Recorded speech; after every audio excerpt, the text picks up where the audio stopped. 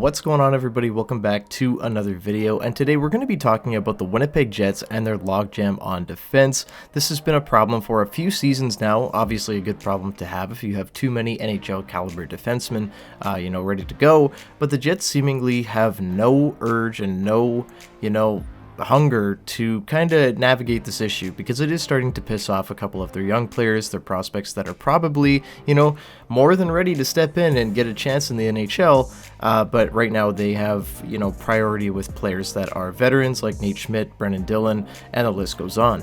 Now, here on Cap Friendly, we've got a list of 8 Winnipeg Jets defensemen, and those defensemen are Josh Morrissey, Nate Schmidt, Neil Pionk, Brendan Dillon, Dylan DeMello, Dylan Sandberg, Logan Stanley, and Kyle Capobianco.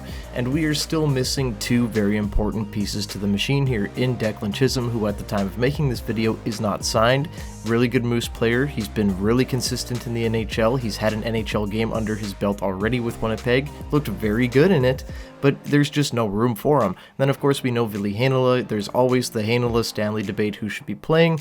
You know what side I'm on if you've been on the channel long enough. I'm a big believer in Ville Heinola, and I still am. And I don't think that Logan Stanley is very good. In fact, I think that there's a very strong possibility that Logan Stanley doesn't even make the roster this year.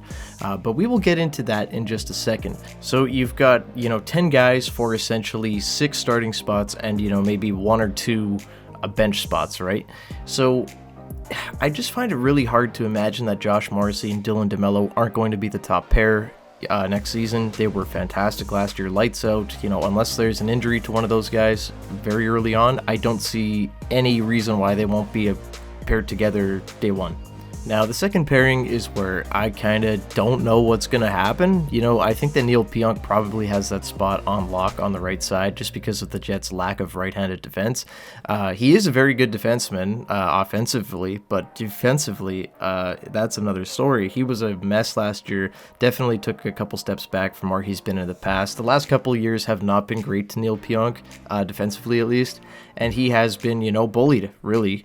But that's all that I have to say about Neil Pionk. I think he still owns that spot. I hope he has a bounce back year, but I don't know. A little bit shaky there at the second right-handed defense spot. Now, logically, if we're going off of last year's, trends, probably going to be Brendan Dillon beside him. I assume that's going to stay, but I would really like to see Dylan Sandberg get that opportunity in the top 4. He's 24 years old, just signed a 2-year contract, played really good for a rookie defenseman in the league last year, and I wouldn't be shocked if he can handle the top 4 minutes. I think that he outplayed Brendan Dillon last year. Dillon played fine, but I think Sandberg brought a little bit more, was a little bit more impactful, and I think that down the stretch, he was one of the Jets' top 3 defensemen, right after Josh Morrissey and Dylan DeMello.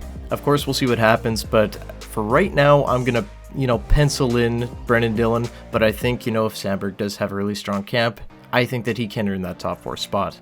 So now, if we're saying that Dylan Sandberg is going to be the bottom pairing left-handed defenseman, who's going to join him on the right-hand side? There's not a lot of choices, to be totally honest with you. It could be Nate Schmidt, it could be Declan Chisholm, or if the Winnipeg Jets are still trying to put Ville Heinola as a right-handed defenseman, it could be him, right?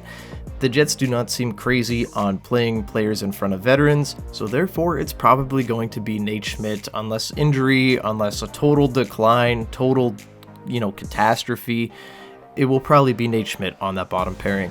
I don't love Nate Schmidt, the hockey player. I think Nate Schmidt, the person, is fantastic. I love the guy. I think he's super funny. I think he's goofy, but he doesn't really move the needle in terms of, production for this Winnipeg Jets team. He often, gets beat. He's not the greatest defensive defenseman of all time, and offensively, he doesn't really bring a lot to be desired either. He's very bland, and I just think that he's just a very, average to kind of below average defenseman. He doesn't really do much. And I think that a guy like Declan Chisholm, a guy like Ville Heinola, guys that are hungry there, they could really step in and be a lot of fun. Imagine a Heinola and Sandberg pairing. I think that would be a lot of fun. If Ville's able to, kind of develop his offensive game more like he has in the AHL, if that's able to translate, if he's able to, get some runway here and get a chance to actually, put some games together, I think that he could be a really good NHL player. I'm not saying that Ville Heinola is going to be, a rock star, winning Norris trophies every single season, but I do think that he could definitely be a top 4 defenseman in the league, and I think that it's a crime that he hasn't been able to get the runway that he has deserved far more than a Logan Stanley and, other players before him. So now, with that top 6 set, I just talked about Heinola, I just talked about Stanley, Chisholm, and Kyle Capobianco, those 4 players do not have a spot in the lineup, and one of them is probably going to be the 7th defenseman. Now, Stanley is on a one-way deal, so let's just pencil Logan Stanley in right now as the 7th guy. That means that Heinola, Chisholm, and Kyle Capobianco do not have a roster spot. Unless you want to say the Jets carry 8 defensemen again, then Kyle Capobianco is probably on the roster because he's got a 1-year deal.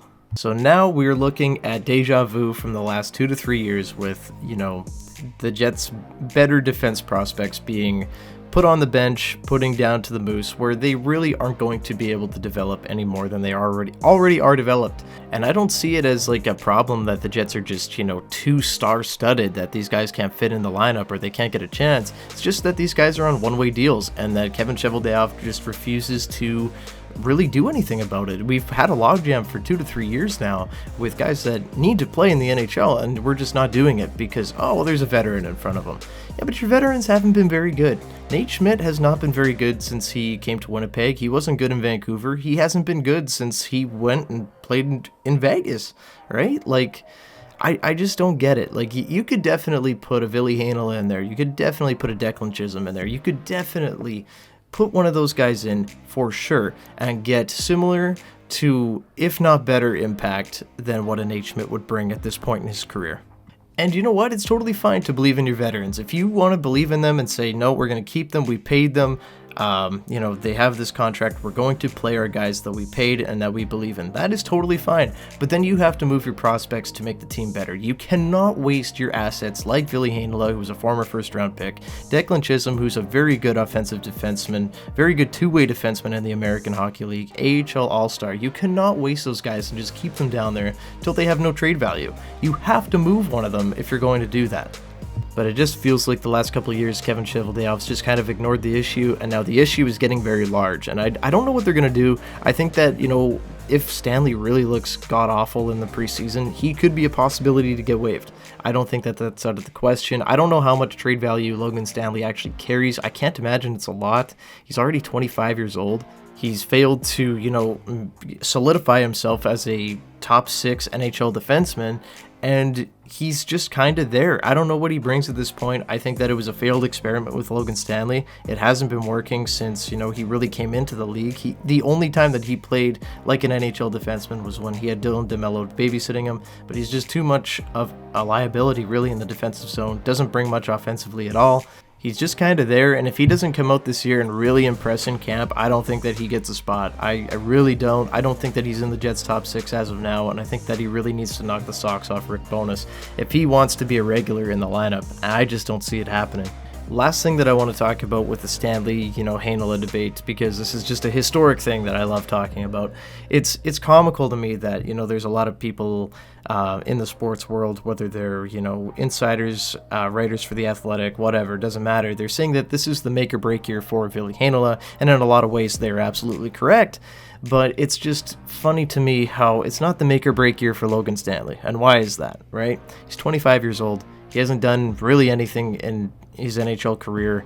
You can say that, he's this big tough guy. He's 6'7". He plays like he's 4'9". He is not a tough defenseman at all. He reminds me a lot of like Tyler Myers, just does not want to engage physically. Tyler Myers, by the way, would skate circles around Logan Stanley. I think that he's a far better defenseman, obviously, but Stanley just, he's not a mean guy. He does not, it's not his game. He might get in there and fight every once in a while, which I don't understand. I don't understand how he loses. He's got the reach on all those guys, and every single time he gets the shit beaten out of him. And I just, he just doesn't do anything. He doesn't do anything. I don't get it. Heinola looked very good in his stretch they got early on last season. He had one game where he did not look good. Did not look very good. And that was it. That was it. He didn't get a chance to go through the growing pains, and Logan Stanley has had 3 years of been, going through growing pains. So I don't understand it. I just wanted to put that out there, put my 2 cents in. I think we're all at the point now where we kind of realize this is what Logan Stanley is, probably at the best a 7th defenseman, maybe a 6th defenseman for some team, I don't know. But that's where I'm at now. But with, 10 realistic options to be playing in the NHL next season, I think that Kevin Cheveldayoff has a lot to look at here. I think that, maybe he's waiting till training camp, trying to, kind of gauge who's going to be having a big year, who's maybe not looking so good in the preseason, right? And then, make moves accordingly there. I think a guy like Kyle Capobianco is an option to probably get waived. I think that Declan Chisholm, Ville Heinola, Logan Stanley could all be trade, targets. I think that they could all be trade value for the Jets to, maybe make a push, because I do think that they still would like to, try to push for a playoff spot this year. But the last thing that I want to see is that, keep all these guys somehow and just ruin even more of Heinola and Chisholm's development, and get into the first round and lose in 5 games like we've been doing for the last however many seasons, right? Something needs to change. We need to clear out that back end. I don't care which way you go, just let's clean it up. Let's pick a direction, right? The Jets have been directionless in the past, and currently on the defense side, they are once again directionless. So I'm going to leave it there. Thank you guys so much for watching. As always, leave a comment down below what you want to see the Jets do. Do you want them to keep the vets? Do you want to see them play the young guys? I'd love to hear from you guys.